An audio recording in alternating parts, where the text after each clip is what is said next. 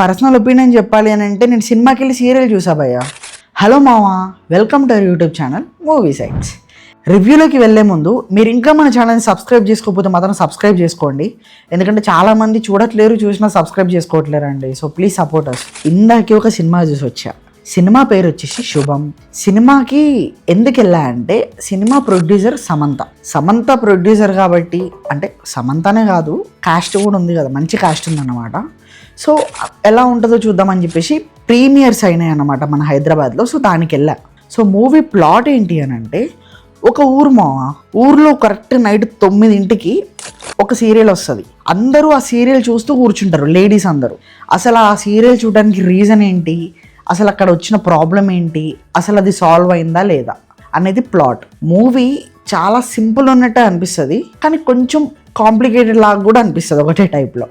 So ఈ మూవీలో మనకి స్పెషల్ అపియరెన్స్గా సమంత గారు కూడా ఉన్నారు, అది మనం ట్రైలర్లోనే చూడొచ్చు.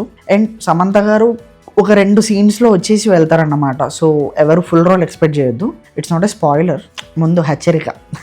సో పర్ఫార్మెన్స్ వైజ్గా మాట్లాడుకుంటే 3 హీరోలు 3 హీరోయిన్లు, ఒక కమెడియన్ అనుకోవచ్చు సింపుల్గా. అంటే అందరూ మెయిన్ రోల్సే. సో అందరి పేర్లు చెప్తే లాగ్ అవుతుంది కాబట్టి ఇచ్చిన పర్ఫార్మెన్స్లో అందరూ చాలా బాగా చేశారు. వాళ్ళకి ఇచ్చిన స్కోప్స్లో, అంటే మన మెయిన్ కాస్ట్ అనే కాదు, మన కో యాక్టర్స్ కూడా వాళ్ళందరూ చాలా బాగా చేశారు. మెయిన్ కాస్ట్ చుట్టే స్టోరీ అంతా రివాల్వ్ అవుతూ ఉంటుంది. అండ్ మనకి బ్యాక్గ్రౌండ్ స్కోర్ కూడా చాలా బాగుంది మూవీలో. ర్యాప్ సాంగ్స్ ఇచ్చారు, సో అవి కూడా కొంచెం బాగున్నాయి. మూవీలో మీరు అనుకోకుండా ఒక చిన్న ట్విస్ట్ లాగా ఉంటుంది. మేబీ డైరెక్టర్ ప్రీవియస్ ఫిలిమ్స్ అయినా లేకపోతే అప్కమింగ్ ఫిలిమ్స్ అయినా ఫాలో అయ్యే వాళ్ళకి ఇది అర్థమవుతూ ఉంటుంది. ఇట్స్ నాట్ ఏ స్పాయిలర్, నేను చెప్పట్లేను. అండ్ ఓవరాల్గా మూవీ చూసాక నాకు ఎలా అనిపించిందో చెప్పాలంటే, it was a decent movie. అంటే మూవీ స్టోరీ మరీ అంత గొప్పగా ఉంటుంది, మీరు మరీ తోపుంది అని నేను చెప్పను. కాకపోతే మూవీలో కొన్ని ఫ్లాస్ ఉన్నా కూడా it was a decent watch అని అనిపించింది నాకు.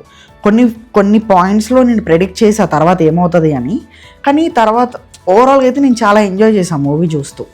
అండ్ మన ఈ మూవీ డైరెక్టర్ వచ్చేసి ప్రవీణ్ గారు.